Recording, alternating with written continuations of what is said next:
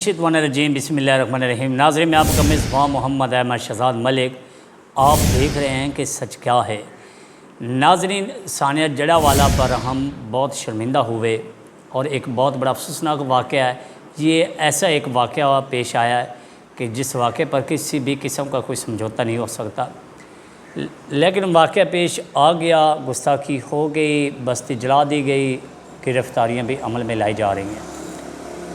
नाज़रीन, सबसे अहम जो दुख हुआ है वो ये है कि हमारे इदारे जो हैं, हमारे मतलब कि अदलिया, हमारे जस्टिस साहब जो विज़िट कर रहे हैं, मैं आज सवाल करना चाहता हूँ, मैं ये पूछना चाहता हूँ कि क्या अदलिया का जाना वहाँ पे ज़रूरी है? क्या जस्टिस फैज़ ईसा का वहाँ पे जाना, विज़िट करना, ये एक सियासी अमल है या जस्टिस साहब का जाना किसी आइन या कानून में लिखा है कि वो लाजमी जाए? और उसके बाद कि अफसोसनाक जो वाक़या पेश आया है, वाक़या जो आया वो जितनी दिल आज़ारी हम मुसलमानों की हुई है, उससे ज़्यादा दिल आज़ारी किसी की भी नहीं हो सकती। और क्रिश्चियन कॉलोनियाँ जो जलाई गई, चर्च जलाए गए, वो देखो जैसा करोगे वैसा भरोगे। चाहे एक ने गुस्ताखी की, चाहे दो ने की, चाहे किसी बच्चे ने भी की, लेकिन जितनी भी अक़लियत बिरादरी पाकिस्तान में रिहाइश पज़ीर है, इनको भी चाहिए कि अपने बच्चों को, अपनी फैमिलियों को तरबियत करें, इन्हें रोज़ाना की बुनियाद पर समझाएं कि मुसलमानों के मज़हब में मुदाखला नहीं करनी, छेड़छाड़ नहीं करनी। और अफसोस कि इस वक्त हमारे जो सियासतदान सरगर्म हैं, वज़ीर आज़म साहब भी आए, वज़ीर आला साहब भी आए, और भी काफ़ी लोग आ जा रहे हैं।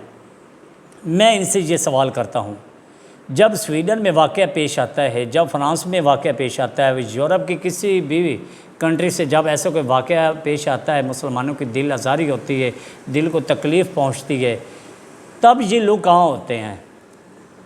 तब इतनी गैरत क्यों नहीं जागती? आज जो कह रहे हैं कि हम बराबर के शरीक हैं, हमें अफसोस हुआ है, हम कभी भी मुसलमानों को नहीं छोड़ेंगे जिन्होंने ये क्रिश्चियन चर्च जलाए, क्रिश्चियन की इबादत गाहें को आग लगाई या घरों को आग लगाई, और इतनी जल्दी घरों की बहाली, चर्च की बहाली। क्या जो सैलाब ज़दगान में इस 2010 से मुसलसल जिनकी तबाहियाँ हो रही हैं, या जो सैलाब ज़दगान के नज़र हुए, क्या उनके लिए भी इतनी जल्दी इक़दामात किए? क्या उनके भी घर इतनी जल्दी बनाए गए? क्या उनके जो मस्जिद सैलाब में ख़त्म हुई, सैलाब के ज़रिए ख़त्म हुई, दरबारों में पानी चला गया, काफ़ी तारीख़ी इमारत जो सैलाब की नज़र हुई, और बड़े बेचारे गरीब बेरोज़गार जो रोज़ाना के मेहनत मजदूरी करके अपने बच्चों के पेट पालते थे, क्या उनके घर जो ख़त्म हुए, तबाह हुए सैलाब के ज़रिए, क्या उनके लिए भी कुछ किया गया है? या सिर्फ़ अक़लियत बिरादरी ही पाकिस्तान में इतने हक़ रखती है कि उनके साथ कोई भी मुसलमान गाली गलौज करता है या कोई भी ऐसा स्टेप लेता है तो ये नहीं देखना कि क्रिश्चियन है, हिंदू है, कोई भी गैर मजहबी पाकिस्तान में है, कोई भी ऐसा कदम उठाते हैं, ये तो कभी किसी ने नहीं देखा कि यार मुसलमानों के दिल की आज़ारी हुई है, इस्लाम की गुस्ताखी हुई है।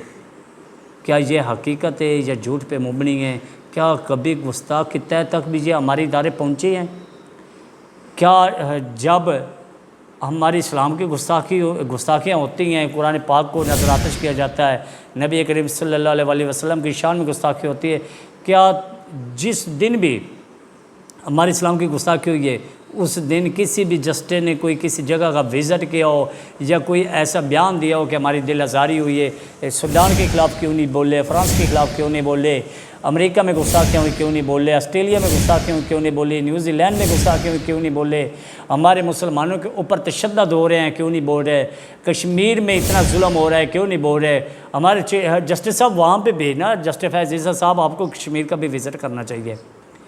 आज तो आपको चर्च का बड़ा दुख हुआ है, वज़ीर आला साहब को भी बड़ा दुख हुआ है, वज़ीर आज़म साहब को भी बड़ा दुख हो रहा है, दीगर सियासतदानों को भी बहुत दुख हो रहा है। चलो अच्छी बात है, इज़हार अफसोस होना चाहिए जिनके साथ भी ज़्यादती हो, चाहे वो अक़लियत है चाहे वो मुस्लिम है। मगर मेरा सवाल है, मुख्तसर सवाल का जवाब चाहता हूँ कि पाकिस्तान के अंदर रह के अक़लियत बिरादरी भी अगर हमारे इस्लाम की गुस्ताखियाँ करें